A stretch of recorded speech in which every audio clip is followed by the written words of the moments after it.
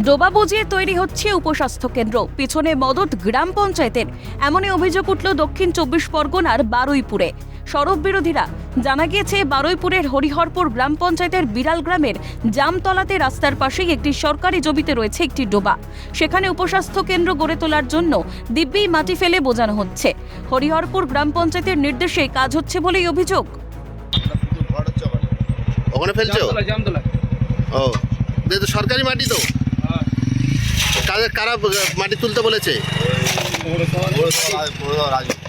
পৌরসভা রাজু পৌরসভায় কাজ করে।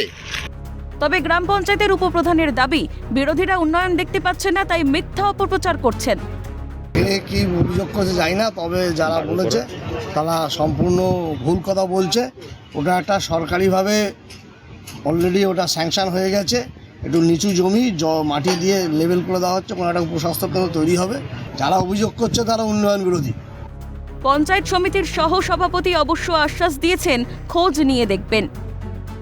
নীতিগতভাবে রাজ্যের মুখ্যমন্ত্রীর নির্দেশ আছে আমাদের উপরে ত্রিস্তর পঞ্চায়েতকে, যে কোনো পুকুর ভাড়, জলা জমি ভাড় হবে না। আপনারা বলছেন, আমি নিশ্চয়ই হরিহরপুরের প্রধানকে খবর নেব, আপনাদের জানাবো। আমি বিশ্বাস করি না যে পঞ্চায়েতের নির্দেশে এই কাজ হতে পারে। যারা এটা বলছে তারা হচ্ছে পঞ্চায়েত বিরোধী শক্তি। অন্যদিকে জলাজমি ভরাট নিয়ে শাসক দলকে কড়া ভাষায় বিঁধেছে বিরোধীরা। এই নেতাদের কাছে আর জমি নেই, এখন খালবিল ভরাট করে দিয়ে নাকি সরকারি প্রকল্প হচ্ছে। একবার ভাবতে পারছেন পরিবেশে এর কি এফেক্ট হবে? আগামী প্রজন্ম কি দেখবে, কি পাবে? তৃণমূলের আমলে পুকুর ভরাট হচ্ছে, এটা কোনো নতুন ঘটনা নয়। আসলে এই গোটা 14-15টা বছর ধরে আপনারা দেখেছেন পশ্চিমবঙ্গে একটাই শিল্প, প্লট আর ফ্ল্যাট। আর এই প্লটগুলো হয়েছে বেশিরভাগ সমস্ত জায়গায় পুকুর ভরাট করে।